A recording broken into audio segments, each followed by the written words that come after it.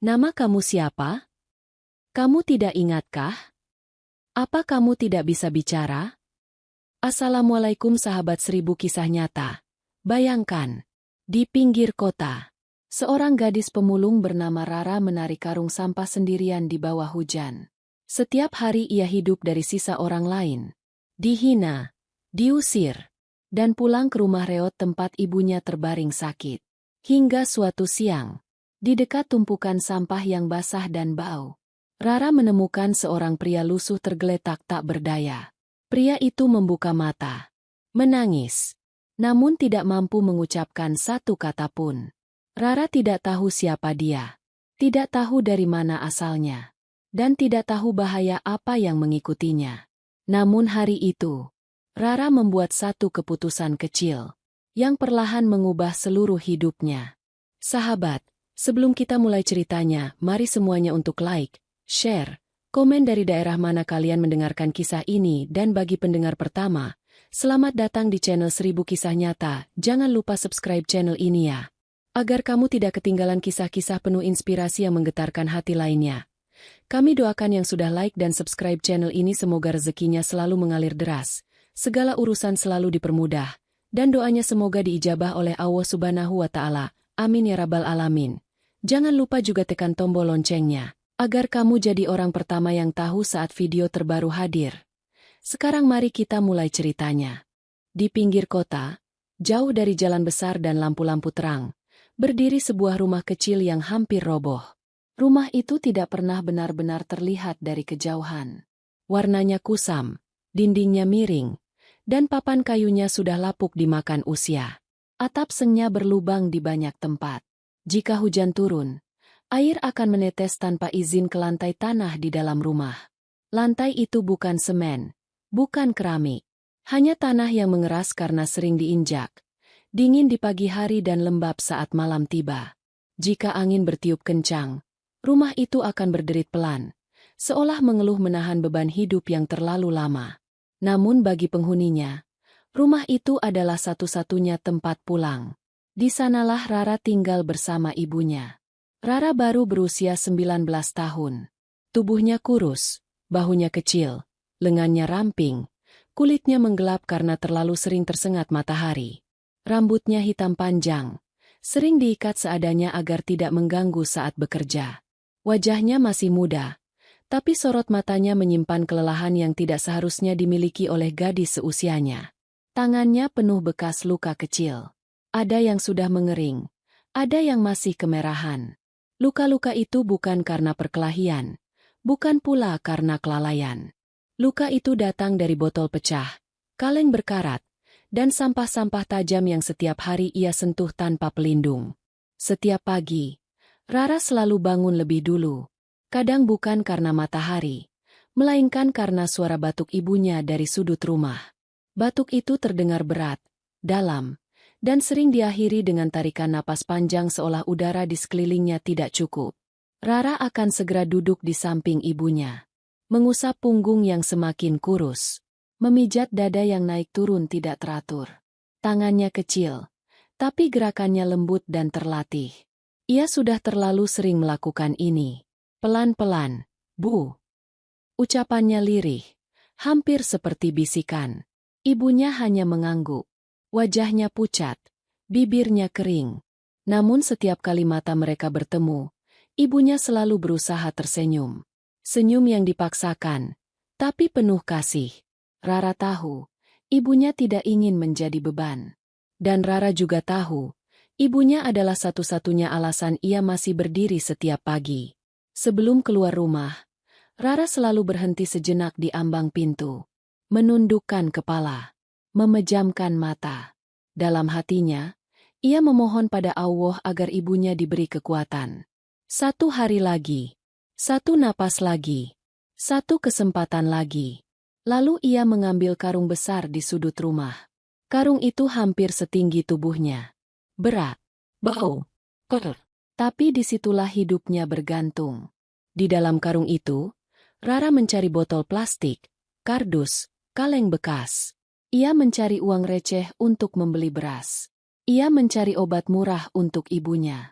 Ia mencari alasan agar hari ini tidak berakhir dengan lapar. Rara menarik karung itu menyusuri jalanan tanah yang tidak rata. Langkahnya pelan tapi pasti. Ia sudah hafal setiap lubang, setiap batu, setiap genangan. Jika hujan turun, jalannya licin. Jika panas, debu akan menempel di kaki dan wajahnya. Melewati pasar, Rara bukan orang baru.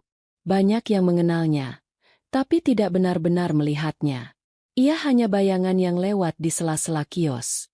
Jika baunya dianggap mengganggu, ia akan diusir.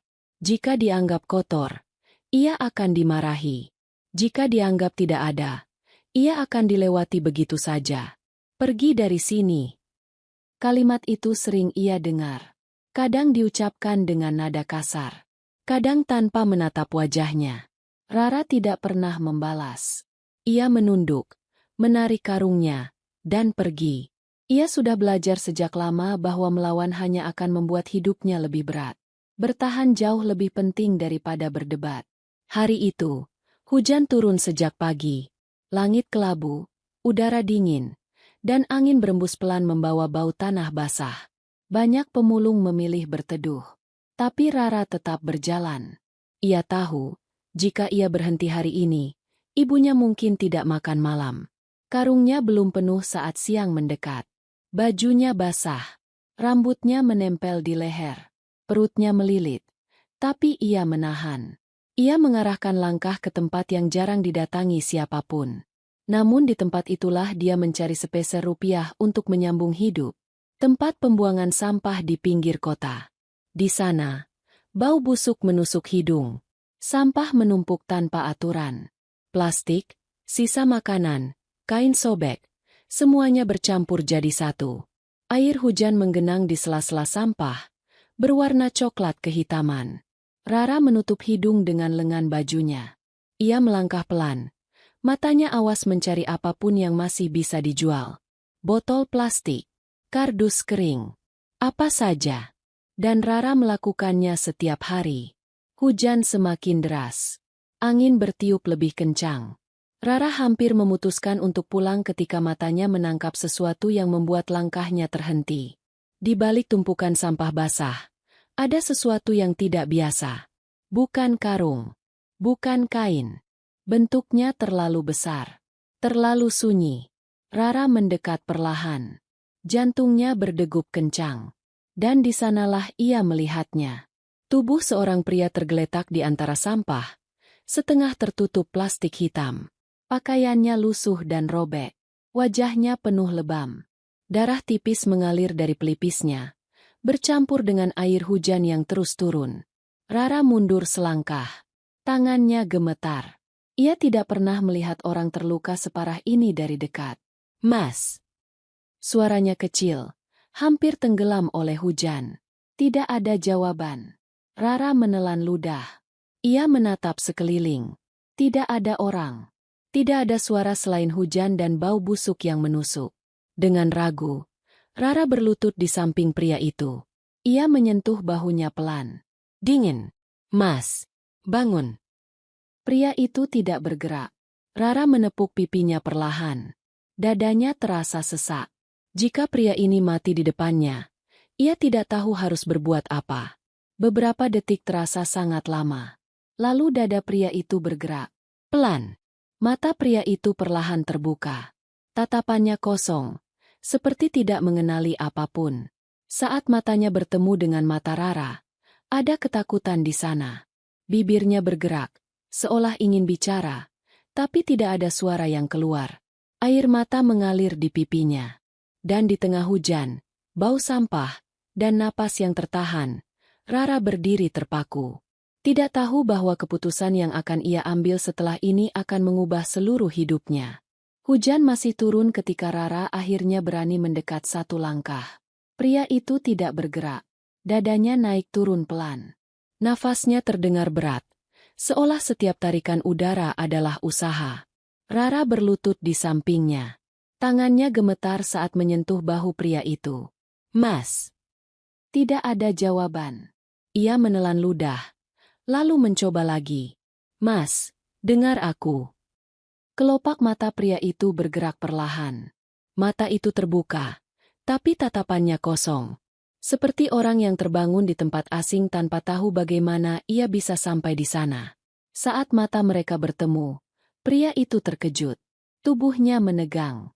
Nafasnya memburu. Tangannya bergerak mencari sesuatu yang tidak ada. Tenang. Rara berkata pelan, meski suaranya sendiri bergetar. Aku tidak jahat. Pria itu menatap Rara lama. Bibirnya bergetar. Seolah ingin bicara. Seolah ada kata yang hendak keluar. Namun tidak ada suara. Hanya hembusan napas patah. Air mata tiba-tiba mengalir dari sudut matanya. Bukan tangisan keras. Bukan isak. Hanya air mata yang jatuh tanpa suara. Rara tercekat. Namamu siapa? Ia bertanya pelan. Pria itu menatapnya. Lalu menggeleng. Mas tidak ingat. Tidak ada jawaban. Mas bisa bicara. Rara bertanya lagi. Kali ini lebih hati-hati. Pria itu hanya menunduk. Air matanya semakin banyak. Rara terdiam. Ia menatap wajah pria itu. Lebam di pelipis. Luka di kening. Bajunya kotor dan basah. Bau sampah bercampur hujan melekat di tubuhnya. Rara meraih saku celana pria itu. Pelan. Hati-hati. Takut dianggap mencuri. Tidak ada dompet. Ia cek saku jaket. Kosong. Tidak ada kartu. Tidak ada kertas. Tidak ada apapun. Mas sendirian. Rara berbisik. Pria itu menunduk. Bahunya bergetar. Ia mengangguk pelan. Rara duduk diam beberapa detik. Hujan turun di punggungnya. Air mengalir dari ujung rambutnya. Di sekeliling mereka, tempat pembuangan sampah tetap berbau busuk. Tidak ada orang lain. Tidak ada yang peduli. Rara memejamkan mata. Ia tahu, jika ia pergi sekarang, pria ini mungkin akan mati di sini. Kedinginan, pendarahan, atau dimakan waktu. Ia juga tahu, membawa orang asing ke rumahnya adalah hal bodoh. Berbahaya. Bisa membawa masalah. Rara membuka mata. Ia menatap pria itu sekali lagi. Kalau aku bantu. Ia berkata pelan. Mas mau ikut aku? Pria itu menatapnya. Tidak menjawab. Tapi matanya penuh harap. Rara menghela napas panjang. Keputusan itu tidak datang dengan keberanian. Tidak juga dengan keyakinan. Keputusan itu datang dengan iba yang terlalu besar untuk ditolak. Ia berdiri. Menarik tubuh pria itu perlahan. Ayo. Katanya lirih. Walaupun langkahnya seringkali tersendat. Kakinya beberapa kali terpleset oleh tanah yang licin. Karung sampah ia tinggalkan begitu saja di tempat pembuangan. Untuk pertama kalinya, Rara pulang tanpa membawa apapun. Dan untuk pertama kalinya juga, ia pulang membawa seseorang. Tubuh pria itu jauh lebih berat dari yang ia bayangkan. Setiap tarikan membuat bahu Rara perih. Tangannya gemetar. Napasnya tersengal. Berkali-kali ia hampir menyerah. Hampir duduk di tanah dan membiarkan hujan menelan mereka berdua. Tapi setiap kali itu terjadi, wajah ibunya muncul di benaknya.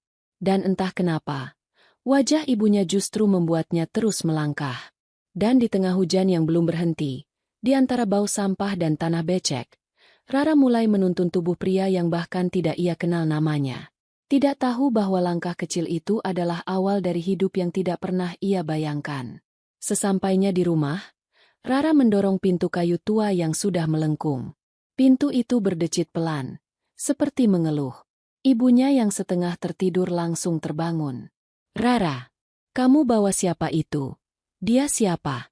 Suara ibunya lemah, tapi jelas. Rara tidak langsung menjawab. Ia sibuk menahan tubuh pria itu agar tidak jatuh terlalu keras ke lantai tanah. Setelah pria itu terbaring di atas tikar tipis, barulah Rara menoleh. Dia terluka, Bu. Ibunya duduk perlahan, menyandarkan tubuh ke dinding.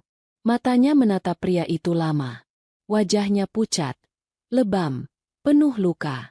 Sang ibu bertanya pelan, "Siapa namamu, Pak?" Tapi lelaki itu tetap diam saja.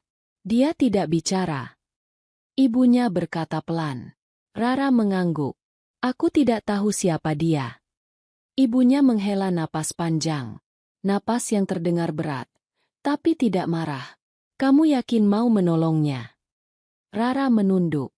Ia sendiri tidak tahu dari mana keyakinan itu datang. Aku tidak bisa meninggalkannya di sana.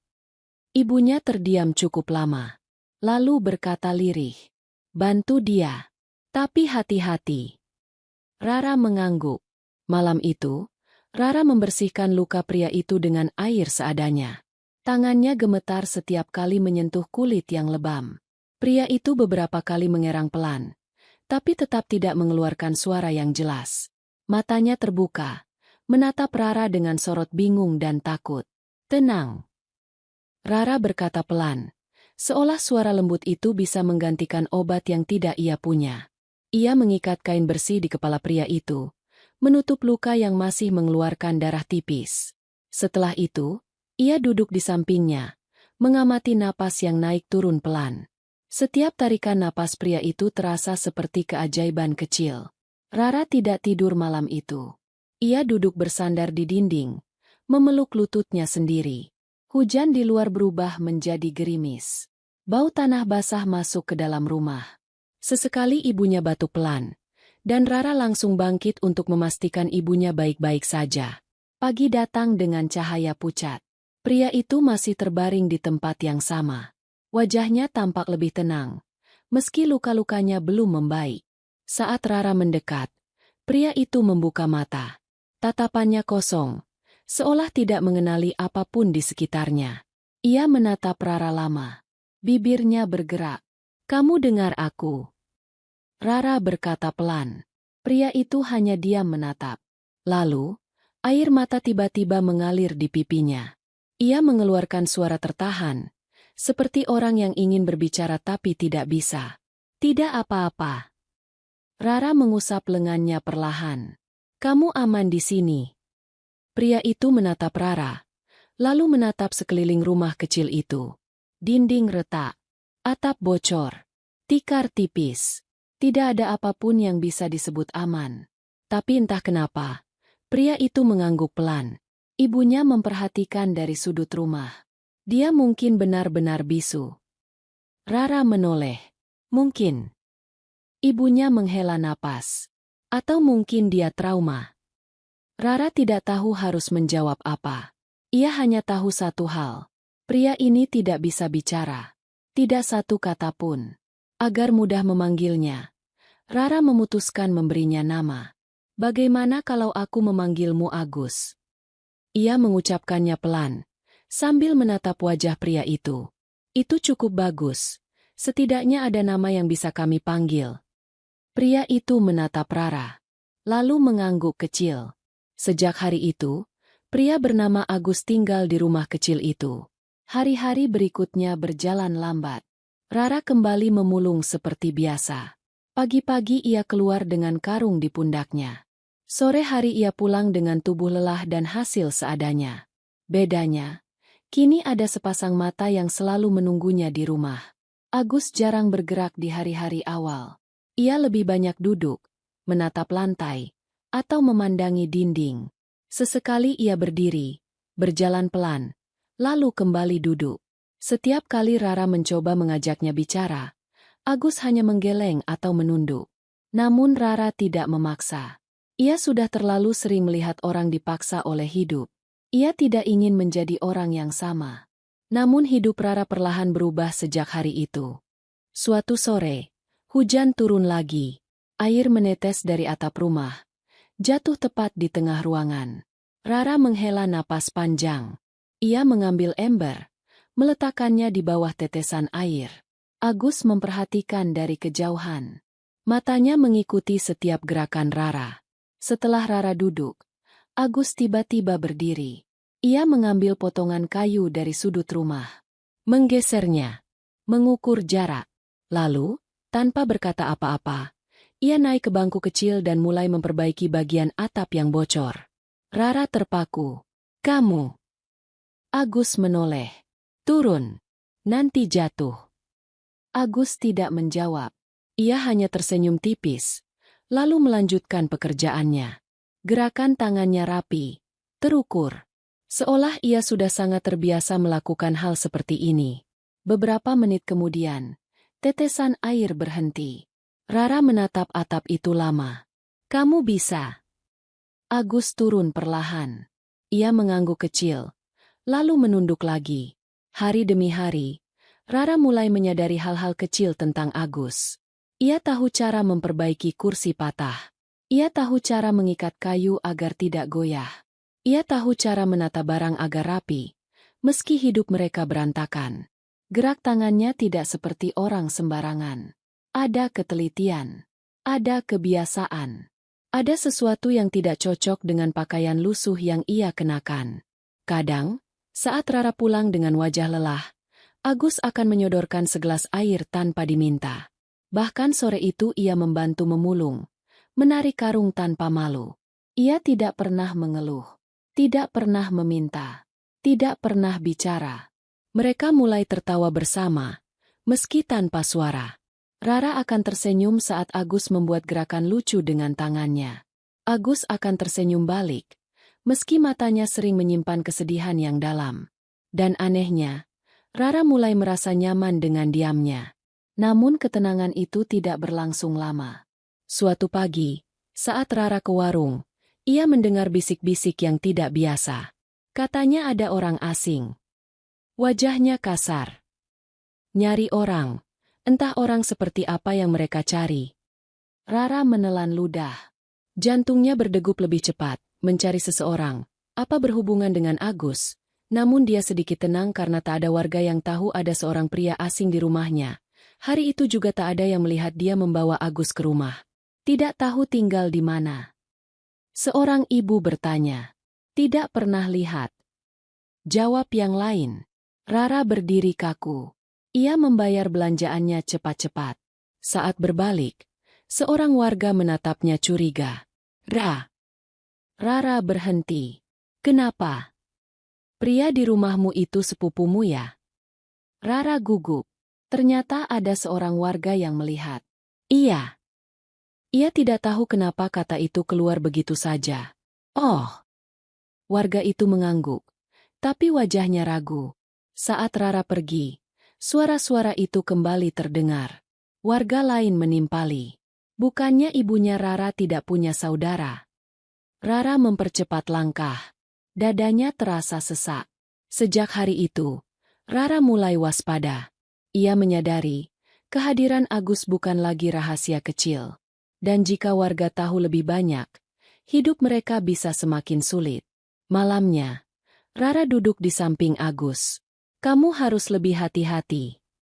Agus menatapnya. Jangan keluar kalau tidak perlu. Agus mengangguk. Di luar, angin berembus pelan. Langit gelap tanpa bintang. Dan di kejauhan, sesuatu mulai bergerak menuju hidup Rara. Perlahan, tanpa suara. Hari-hari setelah itu tidak lagi terasa sama bagi Rara. Bukan karena hidupnya tiba-tiba menjadi mudah, tetapi karena ada sesuatu yang berubah pelan-pelan di sekitarnya. Sesuatu yang tidak bisa ia lihat dengan jelas, namun bisa ia rasakan lewat udara yang semakin berat. Setiap pagi, Rara tetap bangun sebelum matahari terbit. Tetap duduk di samping ibunya. Tetap memijat dada yang naik turun dengan napas tidak teratur. Namun kini, saat ia berdiri di depan pintu dengan karung di tangannya, ada sepasang mata lain yang ikut mengantarnya. Agus selalu berdiri di ambang pintu. Tidak bicara. Agus sebenarnya ingin sekali ikut membantu Rara, tapi Rara dengan tegas melarangnya. Apalagi setelah kemarin. Rara tahu tatapan itu. Tatapan orang yang pernah hampir kehilangan hidupnya. Lalu takut kehilangan orang lain. Hari ini jangan ke tempat jauh. Rara berkata suatu pagi. Agus mengangguk. Ia berdiri sedikit lebih dekat dari biasanya. Lalu mengangkat tangan seolah ingin mengatakan sesuatu. Namun akhirnya ia menurunkannya kembali. Diam. Rara tersenyum kecil. Tidak apa-apa. Saat Rara pergi, Agus tidak melambaikan tangan. Hanya menatap punggung Rara yang menjauh. Seolah ingin memastikan gadis itu kembali dengan selamat. Ia lalu berjalan lebih cepat, menarik karungnya menyusuri jalan tanah yang masih basah oleh embun. Di pasar, suasana terasa berbeda. Tatapan orang-orang tidak lagi sekadar acuh. Beberapa pasang mata kini mengikuti langkahnya lebih lama dari biasanya. Bisik-bisik kecil terdengar di antara deretan kios. Itu dia. Yang rumahnya di ujung. Kayaknya sembunyikan orang. Rara pura-pura tidak mendengar. Ia menunduk, fokus pada karungnya. Namun dadanya terasa semakin sempit. Saat ia menunduk mengambil botol plastik, seorang pedagang menatapnya dengan wajah dingin. Sekarang kamu bawa siapa ke rumah? Rara terdiam sejenak. Tidak bawa siapa-siapa. Pedagang itu mendengus. Hati-hati. Kalimat itu terdengar seperti peringatan, bukan nasihat. Rara mempercepat langkah. Ia tahu, hidupnya tidak pernah benar-benar aman. Tapi kini, rasa tidak aman itu terasa berbeda. Lebih dekat, lebih nyata. Siang itu, hujan tidak turun.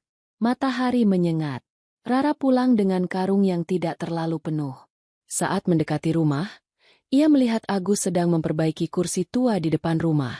Tangannya cekatan, gerakannya tenang. Kamu jangan di luar lama-lama. Rara berkata. Agus menoleh. Ia melihat ke arah jalan, lalu kembali menatap Rara. Tatapannya berubah. Waspada. Ada apa? Rara bertanya pelan. Agus mengangkat bahunya sedikit.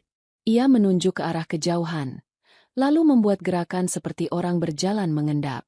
Rara menelan ludah. Ada orang. Agus mengangguk. Malam itu, Rara tidak bisa tidur. Ia duduk di samping ibunya, mendengarkan napas yang masih terdengar berat tapi lebih stabil. Di luar, suara serangga terdengar samar. Angin bertiup pelan, menggerakkan pintu kayu hingga berderit kecil. Rara memejamkan mata, mencoba menenangkan diri. Namun setiap bunyi kecil membuatnya kembali terjaga. Tiba-tiba, ada suara langkah di luar. Pelan. Hati-hati. Rara menahan napas. Ia menoleh ke arah Agus yang sudah duduk tegak. Tubuhnya tegang. Tatapannya tajam. Berbeda dari biasanya. Langkah itu berhenti di depan rumah. Ada suara napas. Lalu suara bisik. Di sini. Rara menggenggam ujung bajunya.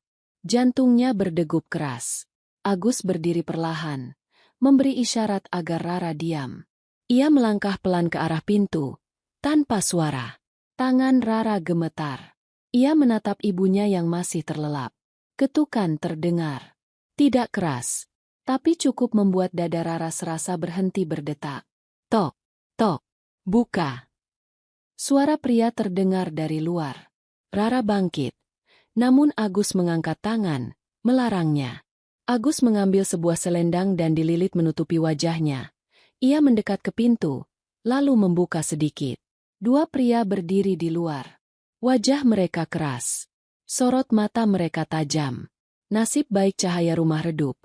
Pria-pria itu pasti akan mengira bahwa dia perempuan. Kami cari seseorang. Salah satu berkata. Agus menatap mereka tanpa suara. Pria asing.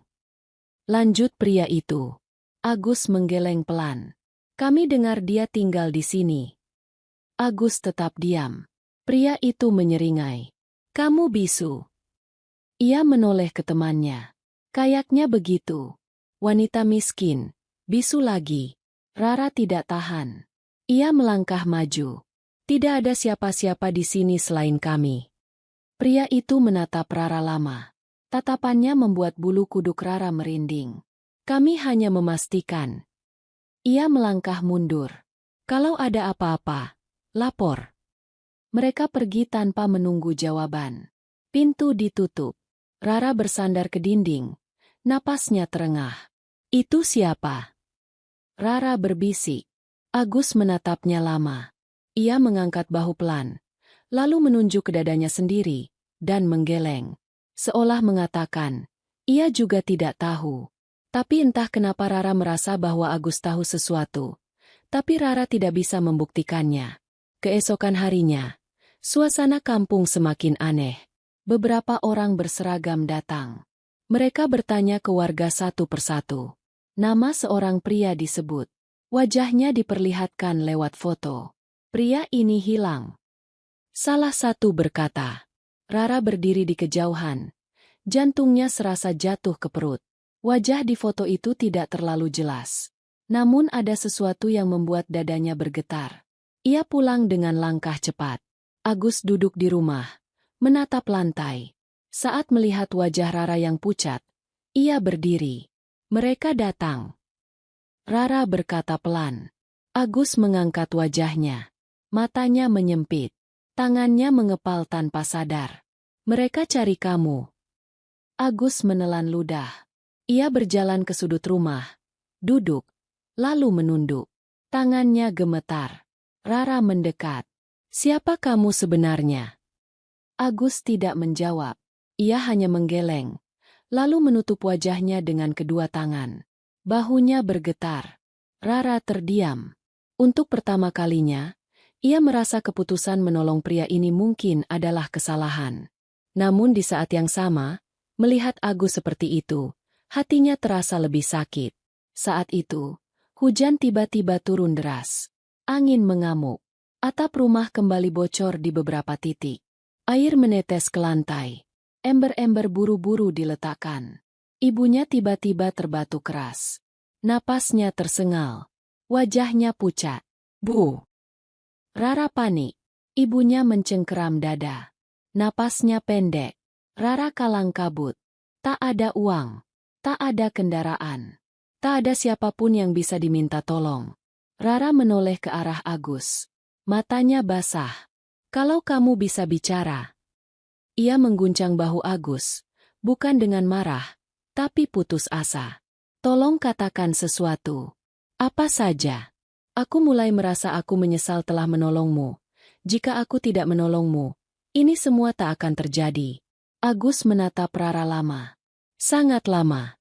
Tangannya gemetar. Matanya berkaca-kaca.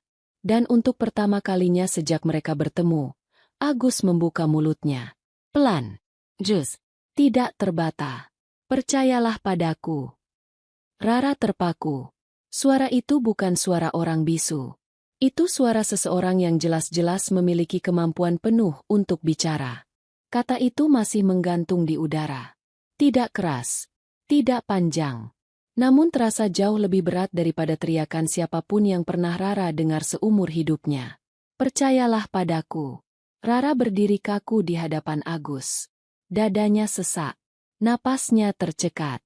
Ia menatap wajah pria itu, seolah berharap kalimat tadi hanya ilusi yang muncul karena lelah dan panik. Namun mata Agus menatapnya dengan jujur. Jus, tidak bingung, tidak kosong. Tidak seperti tatapan orang yang tidak tahu apa-apa. Kamu. Suara Rara bergetar. Kamu bisa bicara. Agus menelan ludah. Rahangnya mengeras. Ia mengangguk pelan. Satu anggukan kecil yang seolah memikul rahasia besar. Ibunya kembali batuk keras. Tubuhnya menggigil. Rara tersadar. Waktu tidak berpihak pada mereka. Bu, tahan sebentar. Rara berlutut di samping ibunya, memijat dada yang sesak itu. Namun kali ini, ketakutan terasa lebih besar. Ia tidak tahu harus berbuat apa. Tangannya gemetar. Air matanya jatuh tanpa bisa ditahan. Tidak ada uang. Rara berbisik. Tidak ada kendaraan. Agus berdiri. Untuk pertama kalinya sejak mereka tinggal bersama, ia berdiri dengan sikap yang berbeda. Tidak linglung. Tidak ragu, tidak seperti pria yang tersesat. Ia menatap sekeliling rumah kecil itu dengan cepat, seolah menghitung waktu. Ada telepon umum. Ia berkata pelan. Rara menoleh. Di warung. Agus mengangguk. Bawa ibumu ke sana. Rara ragu. Bagaimana? Agus tidak menjawab dengan kata-kata. Ia mengambil selimut tipis. Membantu Rara mengangkat tubuh ibunya dengan hati-hati. Gerakannya tenang, terlatih, tidak panik. Rara menyadari satu hal. Pria ini tidak asing dengan keadaan darurat. Sore itu, hujan turun deras. Mereka berjalan tertatih menuju warung kecil di ujung jalan.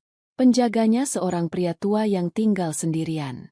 Saat melihat Agus, wajah penjaga warung berubah. Ketakutan jelas terpancar. "Jangan masuk." Pria itu berkata cepat. Katanya ada buronan. Agus berhenti. Ia mengangkat kedua tangannya perlahan. Tatapannya tenang. "Kami butuh telepon." Rara hampir menangis. "Paman, ibuku sesak napas." Penjaga warung ragu. Namun melihat wajah ibu Rara yang pucat, ia akhirnya mengangguk. Telepon umum di sudut warung disodorkan. Agus mendekat. Tangannya sedikit bergetar saat memegang gagang telepon. Namun saat ia mulai menekan angka, gerakannya cepat dan pasti. Nomor panjang disebutnya tanpa ragu, seolah sudah tertanam lama di kepalanya. Rara memperhatikan wajah Agus. Tidak ada kebingungan. Tidak ada keraguan. "Halo." Suara Agus berubah. "Aku butuh bantuan." Ia berhenti sejenak, mendengarkan. Lokasi masih sama. Hanya beberapa menit kemudian, suara sirene memecah hujan. Ambulans datang. Lampunya menyala terang di tengah kegelapan kampung kecil itu. Ibunya dibawa masuk. Rara naik di sampingnya. Tangannya menggenggam erat tangan ibunya. Agus berdiri di luar, menatap ambulans itu pergi. Ia tidak ikut. Ia hanya berdiri diam. Hujan membasahi rambut dan wajahnya. Di puskesmas, ibunya langsung ditangani. Rara duduk di bangku panjang. Tubuhnya gemetar, pikirannya kacau. Agus duduk di ujung bangku. Diam.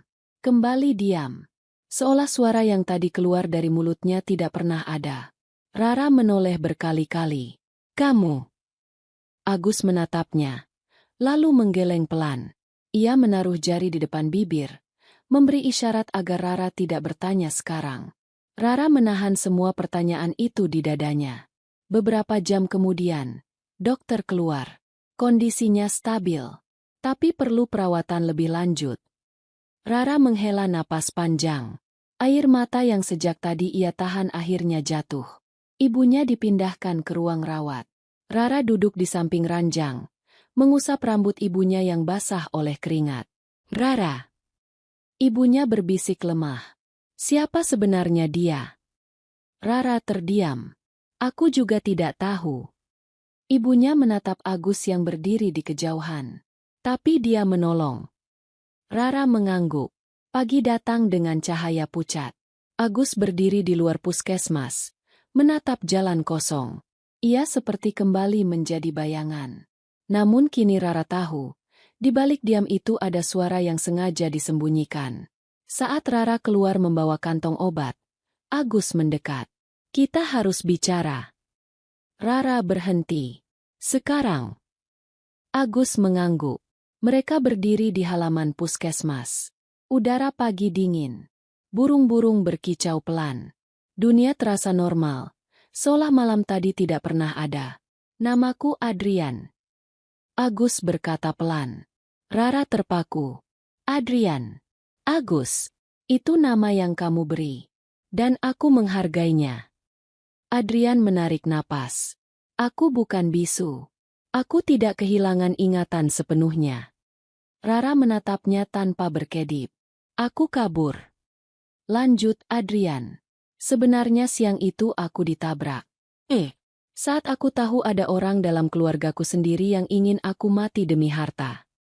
Rara merasa kepalanya berputar. "Aku berhasil lari. Aku bersembunyi di tempat sampah.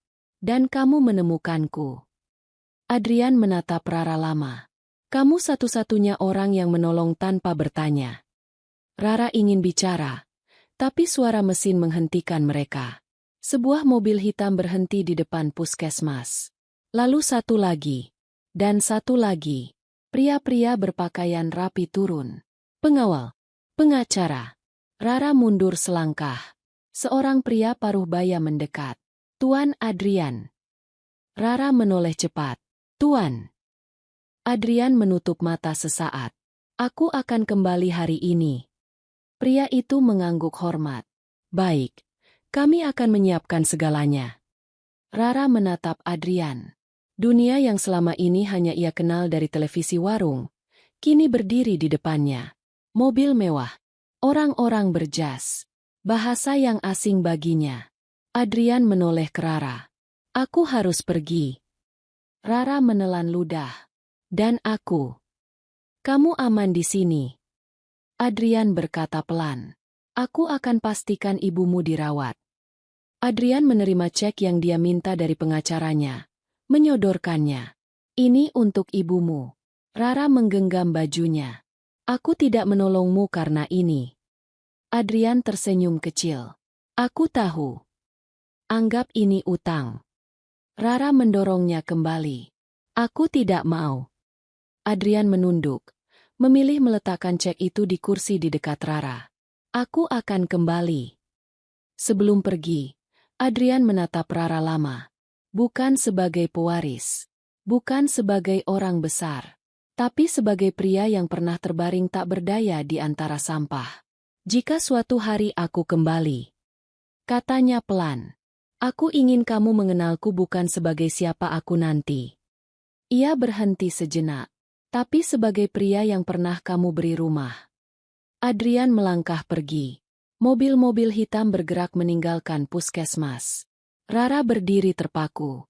Tangannya dingin. Dadanya kosong. Ia tidak tahu, sejak saat itu, hidupnya tidak akan pernah kembali seperti semula. Dan jauh di luar sana, nama Rara mulai tercatat sebagai sesuatu yang tidak seharusnya ada dalam rencana siapapun. Pagi itu datang dengan cara yang aneh bagi Rara. Tidak ada suara ayam berkokok dari kejauhan. Tidak ada langkah kaki orang-orang pasar yang biasa ia dengar saat membuka mata. Tidak ada bau tanah basah dari depan rumah. Yang ada hanyalah bau obat, suara langkah perawat, dan bunyi mesin yang berdengung pelan. Rara terbangun di kursi panjang ruang rawat puskesmas. Lehernya pegal, matanya perih karena kurang tidur. Ia menoleh ke arah ranjang ibunya. Tubuh itu masih terbaring, lebih rapi, lebih bersih, dengan selang kecil di hidung. Napasnya lebih teratur. Tidak berat seperti semalam. Rara menghela napas panjang. Dadanya terasa sedikit lebih ringan. Ia berdiri pelan, mendekat, menggenggam tangan ibunya yang hangat. Ibunya membuka mata perlahan. Rara. Suara itu lemah, tapi jelas. Aku di sini, Bu. Ibunya tersenyum kecil. Kamu tidak pulang. Rara menggeleng. Aku tunggu ibu. Ibunya menatap langit-langit. Pria itu. Rara terdiam. Namanya Adrian. Ibunya mengangguk pelan. Dia bukan orang biasa. Rara tidak menyangkal. Ia sendiri masih berusaha memahami apa yang terjadi semalam. Sosok yang ia anggap bisu, linglung, dan tidak berdaya, ternyata adalah seseorang dengan dunia yang jauh di luar jangkauan hidupnya. Tak lama kemudian, perawat masuk membawa obat. Di belakangnya, seorang pria berjas rapi berdiri. Wajahnya tenang, tapi sorot matanya tajam. Nona Rara. Pria itu menunduk sopan. Saya pengacara Tuan Adrian. Rara menegang. Ada apa?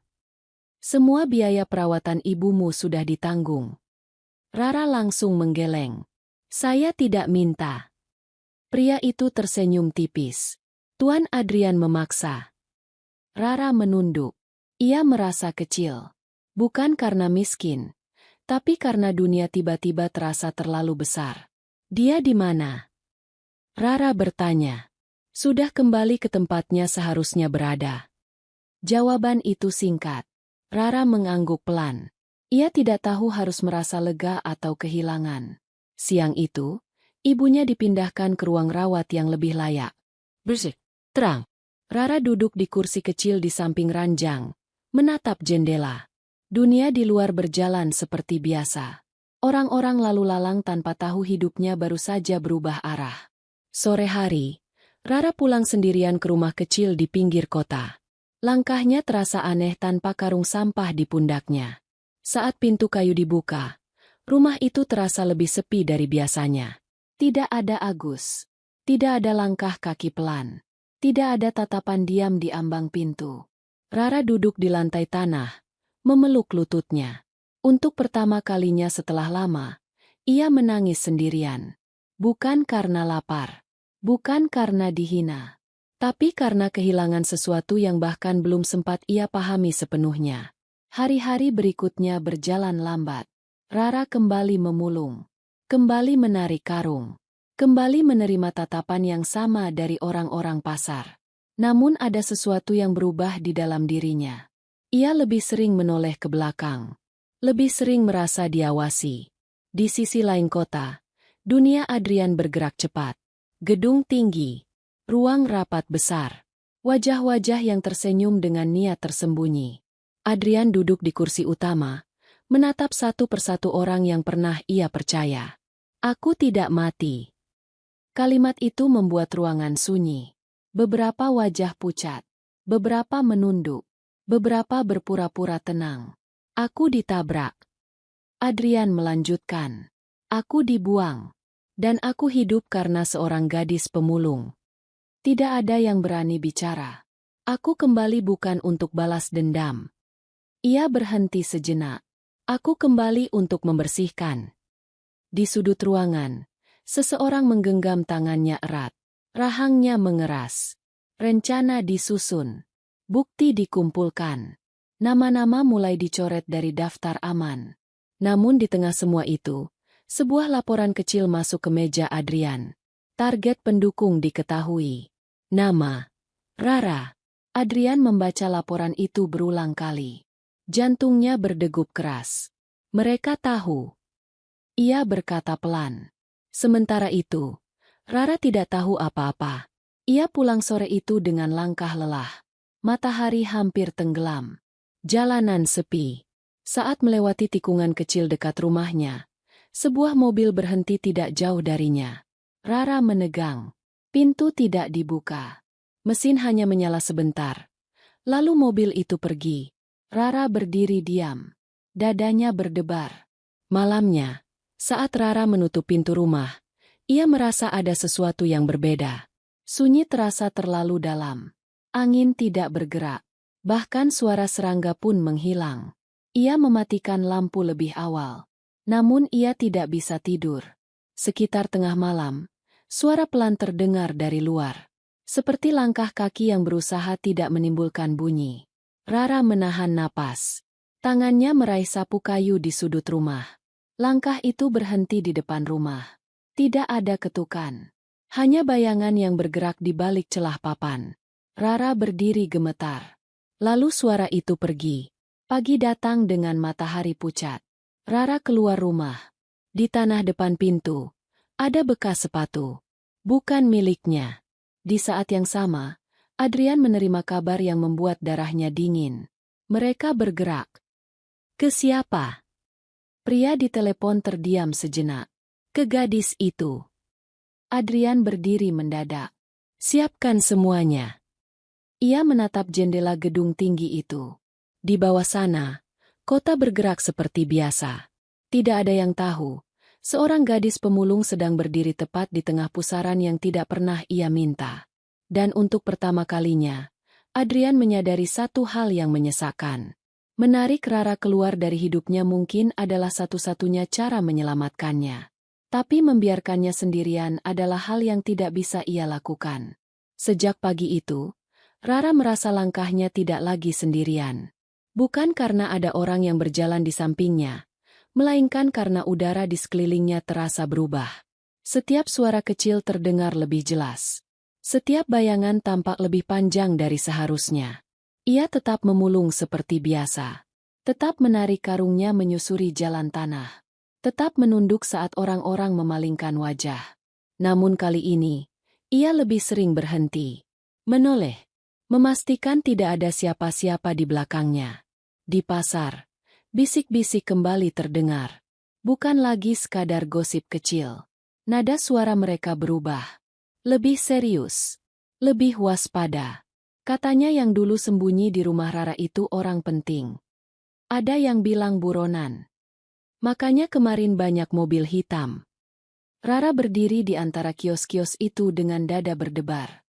Ia pura-pura sibuk mengikat karung, tapi telinganya menangkap setiap kata. Seorang pedagang sayur menatapnya lama. Kamu kenal orang itu? Rara menggeleng. Aku cuma menolong orang terluka. Pedagang itu mendecak. Orang terluka bisa bawa celaka. Kalimat itu menempel di kepala Rara sepanjang hari. Sore itu, Rara pulang lebih cepat. Ia merasa lelah tanpa alasan yang jelas. Langkahnya melambat saat melewati jalan kecil menuju rumah. Angin bertiup pelan, menggerakkan dedaunan kering. Suasana terasa sunyi, terlalu sunyi. Saat mendekati rumah, Rara berhenti. Pintu kayu tidak tertutup rapat seperti biasanya. Ada celah kecil di antara papan dan kusen. Jantung Rara berdegup keras. Ia mendorong pintu perlahan. Rumah itu kosong. Tidak ada yang berubah. Tidak ada barang yang hilang. Namun perasaan aneh itu tidak pergi. Rara duduk di lantai, memeluk lutut. Ia mencoba menenangkan napasnya. Mungkin ia hanya terlalu lelah. Mungkin pikirannya terlalu penuh. Malam datang pelan. Lampu kecil dinyalakan. Rara makan seadanya. Hanya nasi dan sedikit garam. Ia menatap sudut rumah yang dulu sering ditempati Agus. Kosong. Ia menarik napas panjang. Kenapa aku merindukanmu? Rara berbisik sendiri. Lalu tersenyum pahit. Di tempat lain, jauh dari rumah kecil itu, Adrian berdiri di ruang yang dingin dan luas. Layar-layar besar menampilkan data dan foto. Nama-nama berjejer rapi. Salah satunya adalah nama Rara. Dia tidak tahu apa-apa. Salah satu orang berkata, "Justru itu masalahnya." Adrian menjawab datar. Dia terlalu bersih untuk permainan ini. Ia menatap foto Rara lama. Gadis kurus dengan pakaian sederhana. Wajah lelah, mata jujur. Pindahkan dia. Adrian berkata pelan, tanpa membuatnya takut. Namun rencana tidak selalu berjalan sesuai keinginan. Malam berikutnya, hujan turun deras. Rara baru saja menutup pintu rumah ketika suara mesin terdengar dari kejauhan. Ia mematikan lampu. Berdiri diam. Mendengarkan. Mesin berhenti. Ada langkah kaki. Lebih dari satu. Rara menutup mulutnya. Menahan napas. Langkah itu berhenti tepat di depan rumah. Tidak ada ketukan. Tidak ada suara. Hanya kehadiran yang menekan. Beberapa detik berlalu. Lalu langkah itu menjauh. Rara terduduk di lantai. Tubuhnya gemetar. Ia tidak tahu siapa mereka.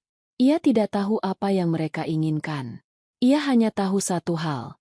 Hidupnya sedang diawasi. Keesokan paginya, Rara pergi ke rumah sakit menjenguk ibunya. Di perjalanan, ia merasa tatapan orang-orang berbeda. Beberapa mobil melintas perlahan saat ia berjalan. Ada yang berhenti sebentar. Lalu pergi. Di rumah sakit, ibunya tersenyum saat melihat Rara. "Kamu kurus." Rara tersenyum kecil. "Aku baik-baik saja." Ibunya menatap wajah Rara lama. "Kamu takut?" Rara ingin menyangkal, tapi suaranya tidak keluar. Di lorong rumah sakit, seorang pria berdiri bersandar pada dinding. Wajahnya biasa saja. Pakaian sederhana. Namun saat mata mereka bertemu, pria itu segera mengalihkan pandangan. Rara merinding. Ia duduk di samping ibunya lebih lama dari biasanya. Tidak ingin pulang. Tidak ingin sendirian. Sore hari, saat Rara akhirnya keluar dari rumah sakit, hujan mulai turun lagi. Ia membuka payung kecilnya, berjalan menyusuri trotoar yang basah. Di tengah perjalanan, sebuah mobil berhenti di depannya. Pintu terbuka. Seorang pria turun. Wajahnya tenang. Senyumnya tipis. "Nona Rara." Rara mundur selangkah. "Ada apa?" "Kami hanya ingin bicara." Rara menggeleng. "Aku tidak punya apa-apa." Pria itu mengangguk. "Kami tahu." Tangannya terulur. Bukan kasar. Bukan memaksa. "Silakan." Rara menatap jalan di belakangnya. Sepi. Tidak ada orang. Dadanya berdegup keras. Di tempat lain, Adrian berdiri di depan jendela gedung tinggi. Ponselnya bergetar. Sebuah pesan masuk. Dia sudah kami dekati. Adrian memejamkan mata. Terlalu cepat. Ia meraih jaketnya. Siapkan mobil. Sementara itu, Rara berdiri di bawah hujan, menatap tangan yang terulur di depannya. Ia tidak tahu bahwa langkah berikutnya akan membawanya ke tempat yang sama sekali tidak pernah ia bayangkan. Dan di saat ia mengambil keputusan itu, dua kelompok berbeda sedang bergerak menuju dirinya. Dengan tujuan yang sangat berbeda. Hujan turun tanpa ampun sore itu. Air mengalir di tepi jalan, membawa daun kering dan sampah kecil yang terseret pelan. Rara berdiri di bawah payung tipisnya, menatap tangan pria asing yang terulur di depannya. Wajah pria itu tenang, terlalu tenang untuk situasi yang membuat jantungnya berdegup sekeras ini. Aku hanya ingin pulang. Suara Rara keluar lirih. Bukan karena takut semata, tapi karena ia tidak tahu harus bersikap bagaimana. Selama hidupnya, tidak pernah ada orang yang menjemputnya dengan mobil. Tidak pernah ada yang memanggil namanya dengan nada seperti itu. Kami antar. Pria itu berkata singkat. Tidak ada paksaan di suaranya. Tidak ada ancaman. Justru itulah yang membuat Rara semakin waspada. Rara menoleh ke belakang. Jalanan sepi. Tidak ada orang yang bisa dimintai tolong. Hujan semakin deras. Pikirannya berputar cepat. Ia memikirkan ibunya di rumah sakit. Ia memikirkan rumah kecilnya yang kosong. Ia memikirkan rasa lelah yang menumpuk sejak pagi. Ia menarik napas panjang. Baik. Kata itu keluar sebelum ia benar-benar siap. Pintu mobil terbuka. Rara masuk dengan ragu. Kursinya empuk. Bau mobil itu bersih. Terlalu bersih untuk dunia yang biasa ia tinggali. Pintu ditutup perlahan. Mesin menyala. Mobil melaju. Rara duduk kaku. Tangannya menggenggam tas kain kecilnya. Pria di sampingnya tidak bicara. Sopir di depan fokus pada jalan. Tidak ada musik. Tidak ada percakapan. Hanya suara hujan di kaca. Kemana kita? Rara akhirnya bertanya. Tenang saja. Jawaban itu tidak menjelaskan apa-apa. Mobil berbelok ke jalan besar. Lampu-lampu kota menyala satu persatu. Rara menatap keluar jendela. Jalan ini tidak menuju rumahnya. Ia tahu setiap belokan di sekitar rumah kecil itu. Ini bukan arah yang ia kenal. Ini bukan jalan pulang. Rara berkata, kali ini lebih tegas. Pria di sampingnya menoleh. Kami hanya ingin memastikan kamu aman. Aman dari siapa? Pria itu tidak langsung menjawab. Tatapannya kembali ke depan. Rara merasakan dingin merambat dari tengkuk ke punggungnya. Tangannya mulai berkeringat. Ia ingin membuka pintu. Namun mobil melaju semakin cepat. Di sisi lain kota, hujan juga turun. Adrian duduk di kursi belakang mobil lain. Wajahnya tegang. Ponsel di tangannya bergetar tanpa henti.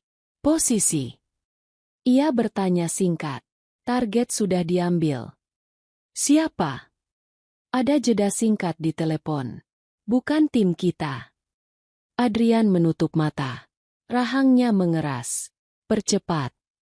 Mobilnya melaju, memotong jalanan basah dengan kecepatan yang membuat lampu kota terlihat kabur. Sementara itu, mobil yang membawa Rara berhenti di sebuah lampu merah. Rara melihat sekeliling. Tidak ada kesempatan. Ia menelan ludah. Aku tidak punya uang. Ia berkata tiba-tiba. Suaranya bergetar. Aku tidak punya apa-apa. Pria di sampingnya menatapnya dengan ekspresi yang aneh.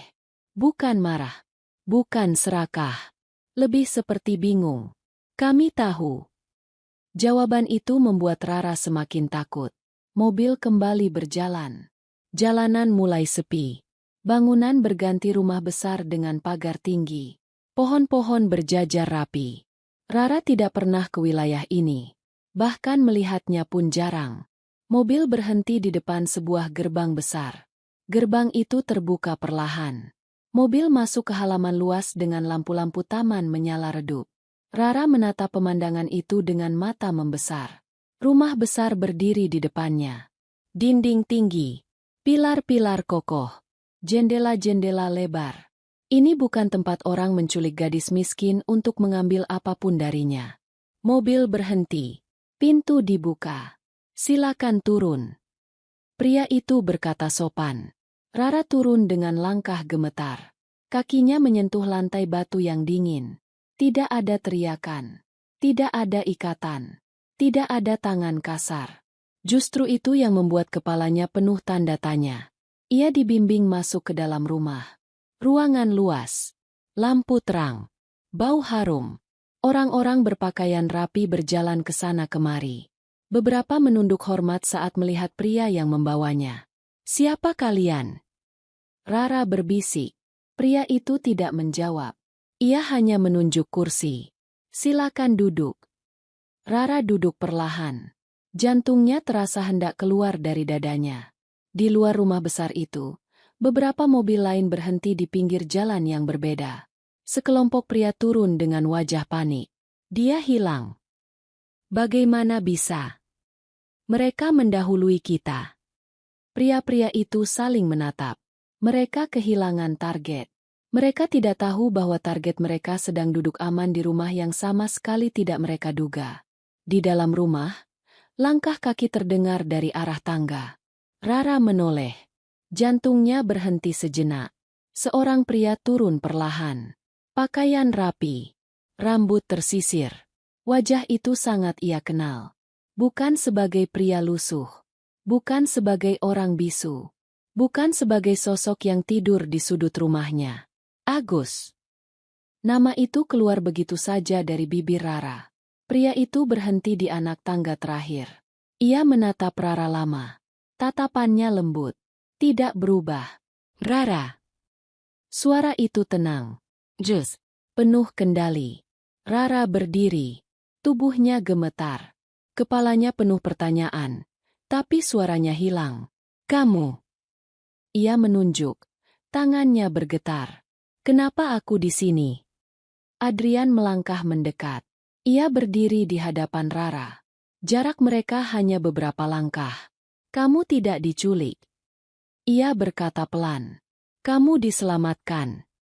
Rara menggeleng. Air matanya jatuh tanpa bisa ditahan. Diselamatkan dari apa? Adrian menarik napas dalam. Dari orang-orang yang tidak akan memperlakukanmu sebaik kami. Rara tertawa kecil. Getir. Kalian bawa aku tanpa izin. Aku tahu. Adrian tidak menyangkal. Dan aku minta maaf. Ia menunduk sedikit. Gestur yang tidak pernah Rara lihat darinya. Aku tidak punya pilihan. Rara menatap sekeliling. Rumah besar. Orang-orang asing. Dunia yang terasa terlalu jauh dari hidupnya. Aku ingin pulang. Adrian mengangguk. Aku akan mengantarmu. Rara menatapnya tidak percaya. Sekarang? Tidak. Jawaban itu jujur. Terlalu jujur. Belum aman. Rara menggeleng keras. Aku tidak minta ini. Adrian mendekat satu langkah. Dan aku tidak pernah minta kamu menolongku dulu. Kalimat itu membuat Rara terdiam. Kamu menyelamatkan hidupku. Adrian melanjutkan. Suaranya lebih rendah. Sekarang tugasku memastikan hidupmu tidak jadi alat balas dendam orang lain. Rara menutup wajahnya dengan tangan. Bahunya bergetar. Aku cuma ingin hidup tenang. Adrian terdiam. Ia tahu, dunia yang menyeret Rara masuk ini adalah konsekuensi dari hidupnya sendiri. Di luar rumah, hujan mulai reda. Di jalanan kota, dua kelompok berbeda masih mencari satu gadis yang sama. Tidak ada yang tahu, gadis itu sedang berdiri tepat di jantung konflik yang tidak pernah ia pilih. Dan malam itu, Rara menyadari satu hal yang membuat dadanya sesak. Ia tidak lagi hanya gadis pemulung. Ia kini adalah titik lemah dari seorang pria yang dunia dan musuh-musuhnya jauh lebih besar dari dirinya. Rara berdiri di tengah ruang tamu rumah itu dengan tubuh kaku. Langit-langitnya tinggi. Lampu gantung memantulkan cahaya lembut. Lantai mengilap seperti cermin. Setiap langkah kakinya terasa asing. Seolah lantai ini tidak dibuat untuk orang sepertinya. Ia menunduk, melihat ujung sandalnya yang lusuh. Tanah masih menempel di sela-sela jari kakinya. Ia tiba-tiba ingin menyembunyikannya. Ingin menghilang di balik pintu kecil, seperti di rumahnya dulu. Duduklah. Suara Adrian terdengar tenang. Ia tidak mendesak, tidak memerintah. Ia hanya menunjuk kursi empuk di dekat jendela. Rara tidak langsung duduk. Aku mau pulang. Aku tahu. Adrian menjawab pelan. Dan kamu akan pulang. Sekarang. Adrian menggeleng perlahan. Tidak malam ini. Rara menatapnya lama. Ada banyak hal yang ingin ia ucapkan. Tapi semuanya terasa terlalu berat. Ia akhirnya duduk. Punggungnya kaku. Tangannya diletakkan di pangkuan. Saling menggenggam erat. Seorang wanita parubaya datang membawa segelas air hangat. Gerakannya lembut. Tatapannya tidak merendahkan. Minumlah. Rara mengangguk kecil. Air itu hangat. Menenangkan tenggorokan yang kering. Aku tidak diikat. Rara berkata lirih. Seolah baru menyadarinya. Tidak. Adrian menjawab. Kamu tamu. Rara tersenyum kecil. Getir. Tamu yang tidak tahu di mana ia berada. Adrian menatapnya. Ini rumahku. Kata itu melayang di udara. Rumahmu. Bukan sekadar tempat singgah. Bukan sekadar kantor. Rara menelan ludah. Kamu tinggal di sini. Iya. Sendiri. Seringnya. Rara memandang sekeliling lagi. Rumah sebesar ini. Tidak ada suara televisi. Tidak ada tawa. Tidak ada langkah tergesa. Sunyi yang terasa berat. Aku pikir orang kaya selalu ramai. Adrian tersenyum tipis. Tidak semua. Malam itu, Rara diberi kamar kecil di sayap rumah. Kamar itu lebih besar dari seluruh rumahnya. Tempat tidur empuk. Selimut bersih. Jendela besar menghadap taman. Rara berdiri lama di tengah kamar. Ia tidak berani menyentuh apapun. Tangannya terasa kotor. Bajunya terasa tidak pantas. Ia duduk di tepi ranjang. Mengingat rumah kecilnya. Mengingat suara angin yang masuk lewat celah papan. Mengingat Agus yang duduk diam memperbaiki kursi. Air matanya jatuh pelan.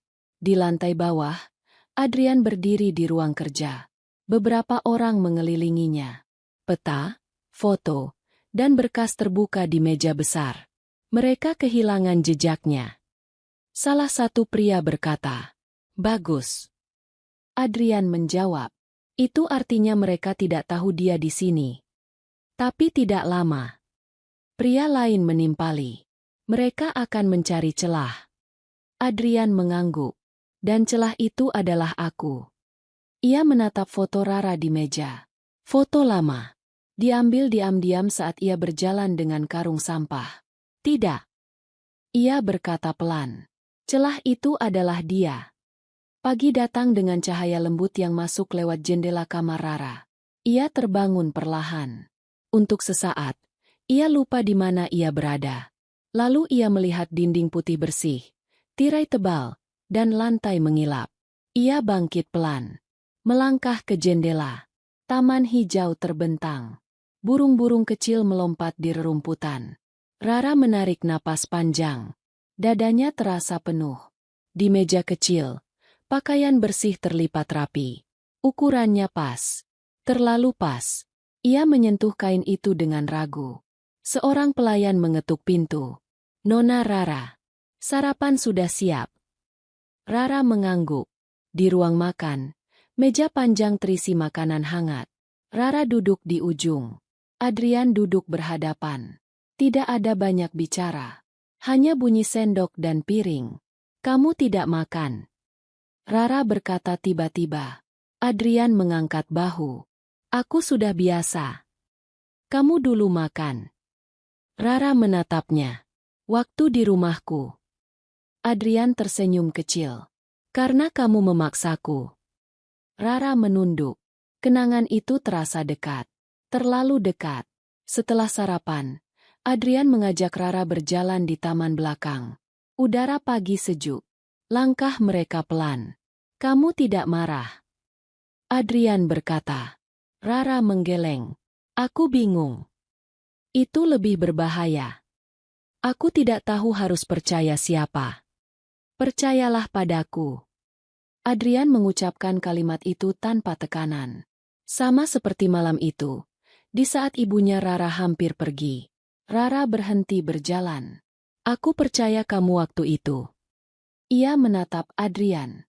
Tapi dunia kamu ini menakutkan. Adrian terdiam. Aku tahu. Rara melanjutkan.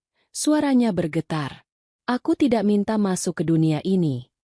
Aku juga tidak minta kamu masuk. Adrian berkata jujur. Tapi kamu sudah di sini. Di kejauhan, sebuah mobil berhenti di luar pagar. Dari balik kaca gelap, sepasang mata mengamati rumah besar itu. Di ruang lain kota, seorang pria memukul meja keras. Dia diambil orang lain. Kita kehilangan gadis itu.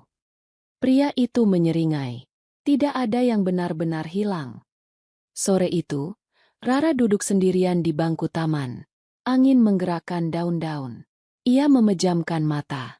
Ia ingin pulang. Ingin memeluk ibunya. Ingin hidupnya kembali sederhana. Namun ia tahu, sejak ia menarik pria lusuh itu dari tumpukan sampah, hidupnya tidak lagi sederhana. Langkah kaki mendekat. Adrian duduk di sampingnya. Aku akan menyelesaikan semuanya. Ia berkata pelan. Dan setelah itu, kamu bebas. Rara menoleh. Bebas seperti apa? Adrian menatap taman. Bebas memilih. Rara memandang langit. Awan bergerak pelan. Hatinya masih bergetar. Tapi ada sesuatu yang mulai tumbuh. Bukan keberanian. Bukan harapan. Melainkan penerimaan bahwa hidup kadang menarik seseorang ke jalan yang tidak pernah ia pilih. Dan di balik pagar tinggi rumah besar itu, bahaya belum pergi. Ia hanya menunggu waktu yang tepat untuk masuk. Malam turun perlahan di rumah besar itu. Lampu-lampu taman menyala satu persatu, menciptakan bayangan panjang di antara pepohonan. Angin berhembus lembut, membawa aroma tanah basah. Dari luar, rumah itu tampak tenang. Terlalu tenang untuk dunia yang sedang bergerak di sekelilingnya. Rara duduk di tepi ranjang kamarnya. Tangannya menggenggam ujung selimut. Sejak sore, perasaannya tidak pernah benar-benar tenang. Ada sesuatu yang mengganggu, sesuatu yang tidak bisa ia jelaskan dengan kata-kata.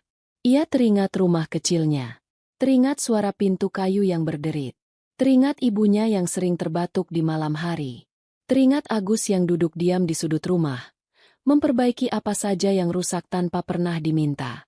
Ia menghela napas panjang. Pintu kamar diketuk pelan. Masuk. Rara berkata lirih. Adrian berdiri di ambang pintu. Pakaian rumah. Wajahnya terlihat lebih lelah dari biasanya. Kamu belum tidur. Rara menggeleng.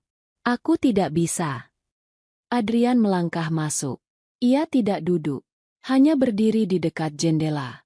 Ada orang di luar. Rara menegang. Siapa? Orang-orang yang seharusnya tidak tahu kamu di sini. Rara berdiri mendadak. Aku mau pulang sekarang. Adrian menoleh. Tatapannya serius. Kalau kamu keluar malam ini, mereka akan menemukanmu sebelum kamu sampai rumah. Rara menelan ludah. Jadi aku terjebak di sini. Tidak. Adrian berkata cepat. Kamu dilindungi. Rara tertawa kecil. Pahit.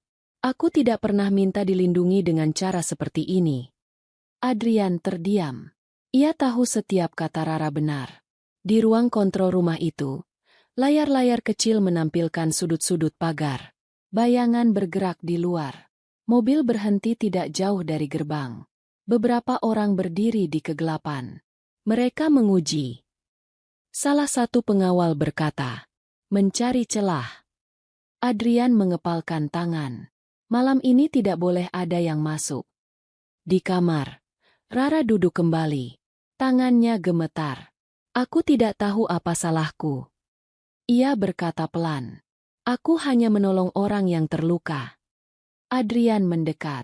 Ia duduk di kursi di depan Rara, menatapnya sejajar. Kesalahanmu adalah hatimu terlalu bersih. Kalimat itu membuat Rara menatapnya. Di dunia ini, orang bersih sering dijadikan alat. Rara menggeleng. Aku tidak mau jadi alat siapapun. Kamu tidak akan. Adrian berkata tegas. Selama aku masih berdiri. Rara terdiam. Ia menatap wajah Adrian lama. Untuk pertama kalinya, ia melihat ketakutan di mata pria itu. Bukan takut mati. Bukan takut kalah. Tapi takut kehilangan sesuatu yang tidak pernah ia rencanakan untuk dimiliki. Kenapa kamu begitu melindungiku? Rara bertanya lirih. Adrian tidak langsung menjawab. Ia menarik napas dalam. Karena kamu satu-satunya orang yang menolongku tanpa tahu siapa aku.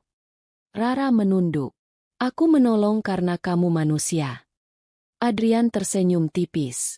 Itu yang membuatmu berbahaya bagi mereka.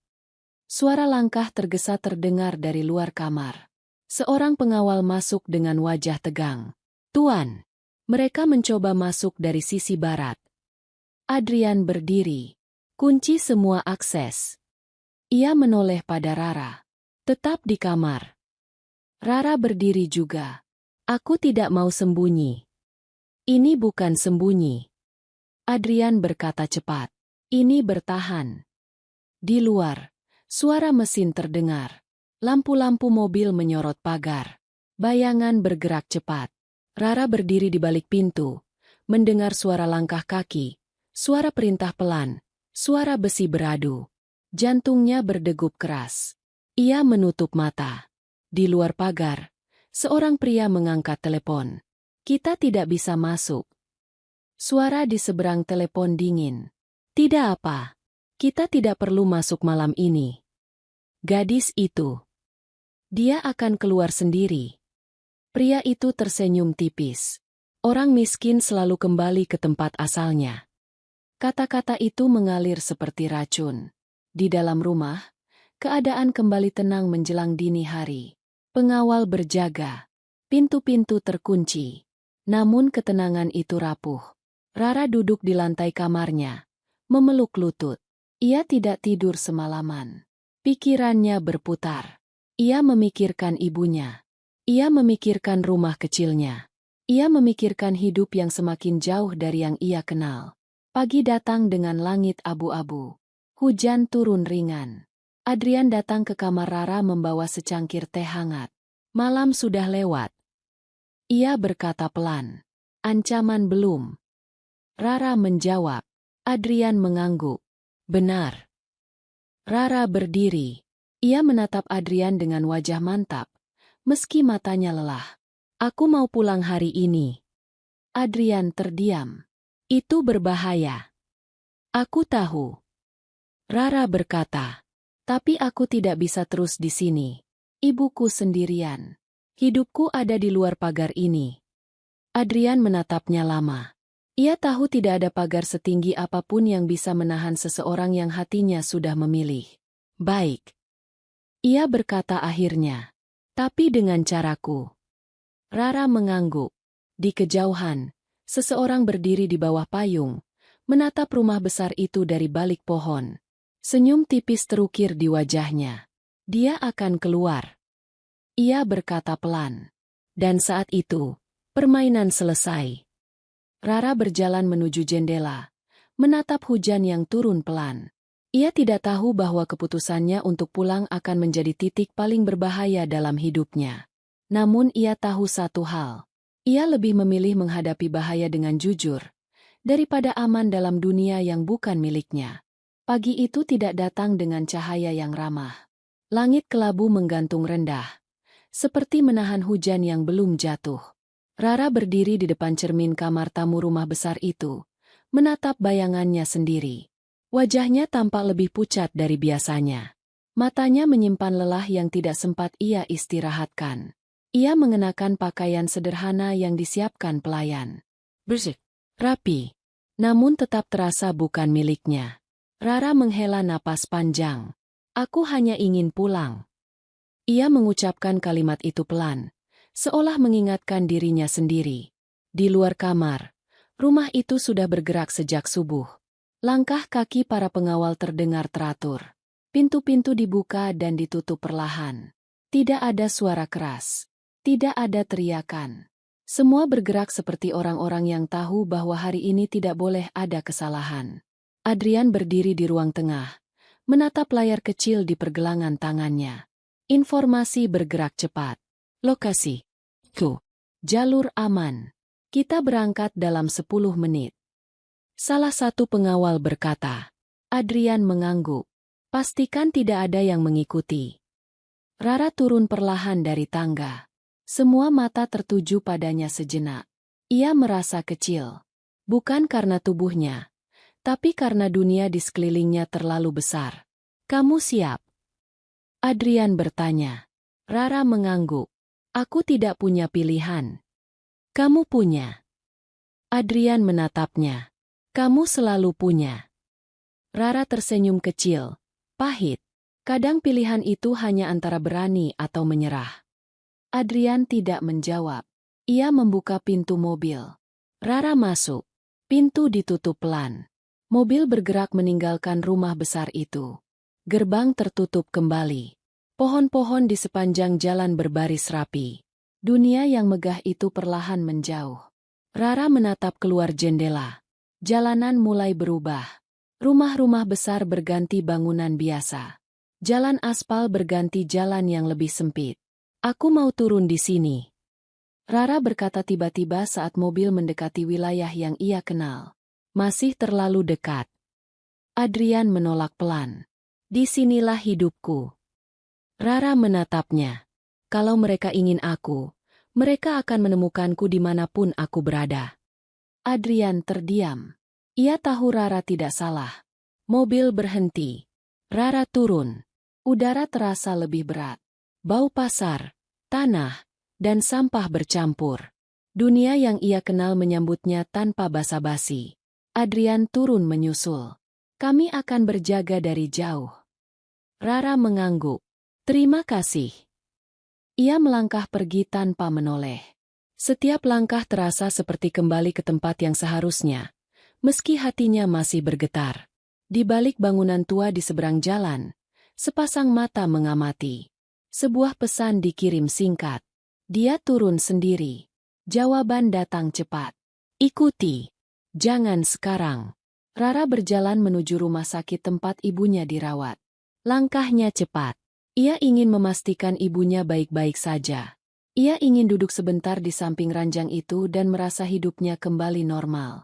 Namun hidup tidak pernah benar-benar kembali seperti semula.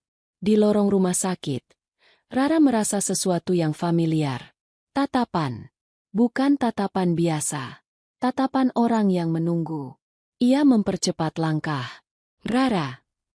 Suara itu memanggil dari belakang. Rara berhenti. Tubuhnya menegang. Ia menoleh perlahan.